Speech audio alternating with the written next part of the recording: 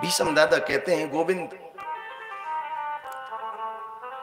किसी पिता के घर में, किसी आदमी के घर में बेटी हो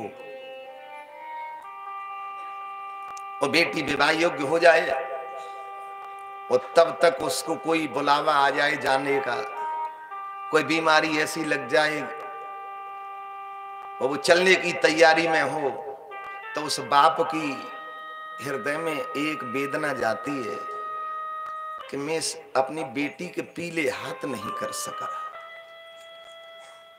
मरने तक, उसकी अंतिम श्वास तक उसके दिल में यही जाता है कि जाना तो सबको है, लेकिन मैं अपनी बेटी को किसी अच्छे घर वर के साथ न जोड़ सका। उसके एक दुख दर्द होता है मरते समय।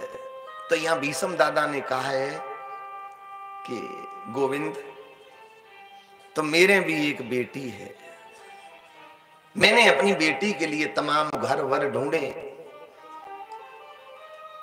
लेकिन बड़ी शुभ लक्षणा सुमल अमला मेरी एक बेटी है। बोले दादा, पांडव बोले तुम्हारा विवाह नहीं हुआ, आजीवन ब्रह्मचर्य का पालन किया, फिर तुम्हारे बेटी कहां से आ गई? कन्हैया ने भी पूछा, दादा आपकी बेटी का नाम क्या है? बोले गोविंद, मेरी बेटी का नाम है बुद्धि। अब मेरी बुद्धि में कोई तृष्णा नहीं है, कोई वासना सांसारिक नहीं है, तो मैंने विचार किया कि ये मेरी जैसी बेटी है, इसके लिए घर वर भी तो ऐसा ही होना चाहिए। तो जैसे मेरी जैसी बेटी यह संसार में मिलना मुश्किल है आज, और उस बेटी के लिए आपके अलावा पुरुष पति ढूंढना भी व्यर्थ है, आपके सिवाय कोई हो ही नहीं सकता। तो मैं अपनी एक बेटी बुद्धि को आपके चरणों में समर्पित करना चाहता हूं। अंतिम समय पर मरा, अंतिम समय पर तो भगवान से जुड़ जाना चाहिए।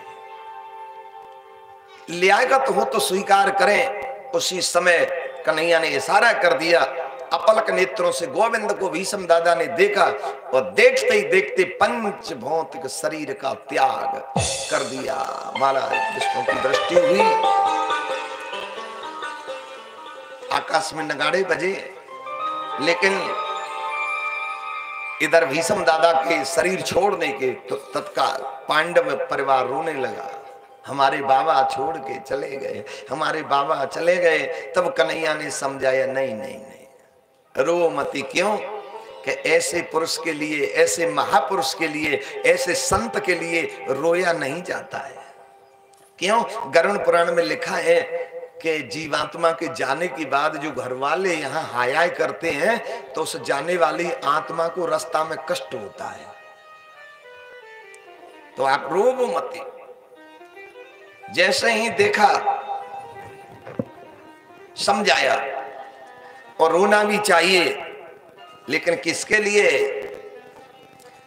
जो अपने लालन पालन में ही सारा जीवन निकाल दिया, ऐसे व्यक्ति को रोना चाहिए। संतों के लिए नहीं रोया जाता, क्योंकि एक चीज तो होती है कि छोड़ना, और एक होती है छुड़ाना।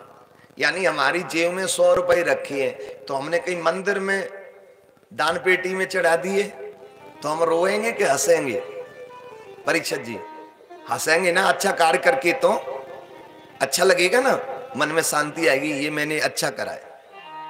लेकिन वही पैसे मंदिर में न चढ़ाए और रास्ता में 2 चोर मिल जाए, वो 2 थप्पड़ दें और जेब से छीन ले, तो अब रोओगे कि हंसेंगे? अब रोएंगे। पैसे तो वही हैं, मंदिर पे चढ़ा दिए तो हंसने लगे, और चोरों ने ले लिए तो रोने लगे। पैसे तो वही हैं, लेकिन जाने का मार्ग उनका अलग हो गया।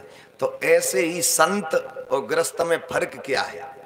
तो संत तो शरीर छोड़ते हैं। कोई सुना नहीं होगा, कोई ये नहीं कहता वो साधु मर गए, शरीर पूरा करके शरीर छोड़ गए।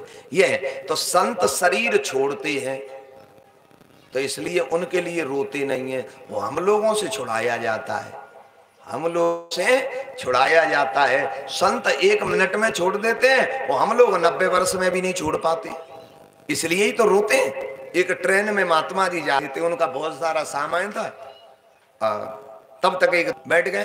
अब वो बोला ये सामान किसका है?